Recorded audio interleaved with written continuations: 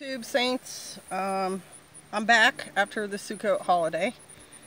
I've posted a bunch of videos from our annual shoot-off. I've noticed there's not a lot of views on them, so I guess firearms and firearms accuracy and all that stuff is not what you all consider the most important thing in the world. And that's fine. You don't have to.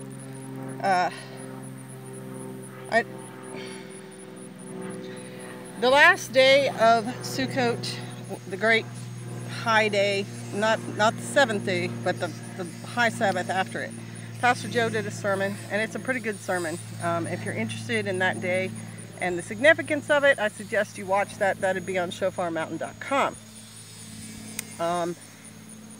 Today was kind of a sad day for me. The day before the high Shabbat, we'd been staying in the upper part of our property, and I'd had my billy goat tied out down here in the bottoms near my daughter's cottage.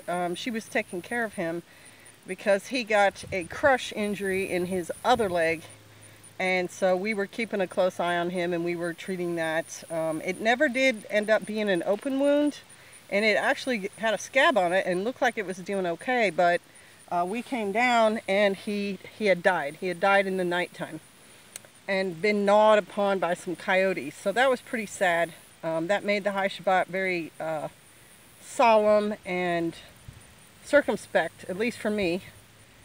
But Pastor brought about the whole feast of Sukkot, we're to be rejoicing. We're supposed to be joyous because it's like the wedding feast with our Savior, and it's a beautiful, happy time. Straightway Truth has some really good videos of them worshiping and being joyous together, and that captures kind of the flavor of how the whole thing should go.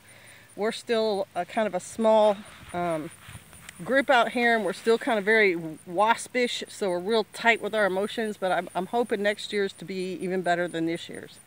But back to the goat. I took my last walk with him today. I had to drag him down to the area of our property where we put the animals that had passed away, and that was hard, physically hard, but it was also emotionally hard. But it's not like I thought of him as a family member. I didn't. He was definitely a valuable member on the community, but the value he gave was that he did a good job at his job with the other goats. He sired many offspring. He tended to the girls. You know, he would try to protect them as much as he could. You know, being tied out makes it a little bit harder, but he definitely had his eye out for them. He was a centerpiece for the nannies to kind of rotate around. Like, I would untie some of them, and so at least with my first herd, they definitely went where he went. So if I tied him and like one nanny out, the rest of them would stay right in the vicinity. The other good thing about that goat was we started training him when he was a kid. We trained him when he was little to just stand there and get petted. And it wasn't a big deal. We would just scratch him on his back, but he would stand still and he would do that, and it flavored his whole personality as he got older and bigger and stinkier. Because we've had many billy goats, and every single one of them was, you know, as soon as they get about a year old, they get stinky and ornery, and they were very hard to deal with, and they ended up trying to knock us down all the time. And it made tending goats no fun if you have to deal with that guy every day. And if you want milk, and if you want more goats, if you want kids, then you have to have that male. So it was something that was necessary, but it was very unpleasant. Well, with Indy, because we had raised him from a baby and instilled that in him, he was always calm. Like, I think he tried to knock me down twice total in the whole, like, 7 years that I owned him. And that's, if you have goats, you know that's very, very unusual. Not only that, like with most of my animals, I like to train them that when I'm out, I yell to them and they make sound back, so I know where they are. And that can be really important if you've got animals that have been spooked or accidentally gotten loose, or you want to, like, grab a hold of them if you need them for some reason. If you have trained them to the sound of your voice and to come to you, or to at least stand still when you come, it makes that whole scenario a lot easier. So that's his value. His value was he was well trained intentionally, which made it easy to work with him, and he was good at what he was supposed to be good at. He wasn't the kind of goat who was, you know, wandering off and chewing on things he wasn't supposed to and butting his head on the truck and trying to come in the house. That was not how we raised him, and so he was not that goat. He was a well-behaved, knew if we were moving that he needed to move, like walk from the bottom of the property up to the top of the property on a leash. He went all the way. Sometimes he wanted to take snacks along the way, but he went. He understood what was happening, and it was not a problem. And that's what his value was. And so he'll be missed for that, because he was just a good, you know, he was good livestock. And in that there was a certain kind of companionship, but obviously not the same as it would be with a person. And then I just thanked Yahweh for allowing me to have that experience with that goat, and for the, you know, 5,000 plus people who watched the miracle video of him after he was wounded in his leg.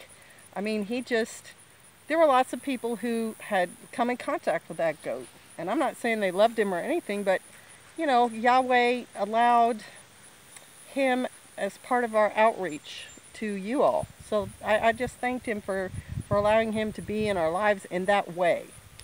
And so, you know, the goat saga goes on. He had been untied around the girls for the last couple of weeks with that leg wound, because he couldn't really go very far with it. And this is the time of year when female goats are in heat, and you know, they're in heat every month, but more specifically, more intently this time of year. And so he was free around them. And as I realized, like, that leg wound could be a serious thing, I couldn't tell. He didn't seem to be recovering that fast. I was letting him be there and hoping he impregnated maybe one or two of them at least, because then hopefully we get a male offspring, and his line, which is a line of goats I've had since my original 2 goats like 12, 14 years ago, would still continue on. Because I like those goats. They're nice, sturdy goats. They don't die from the worming and all that other stuff. You know, there's weak lines of goats, and they die off quick. And also our neighbor Rick has one of his offspring. So, you know, hopefully between his and ours, we'll keep that bloodline alive. And I worked very hard to get it going. So it would be worth it. It would be worth it. All right, bless y'all. Hope y'all had a great Sukkot, and we'll look forward to the rest of the year. Winter is coming. Shalom.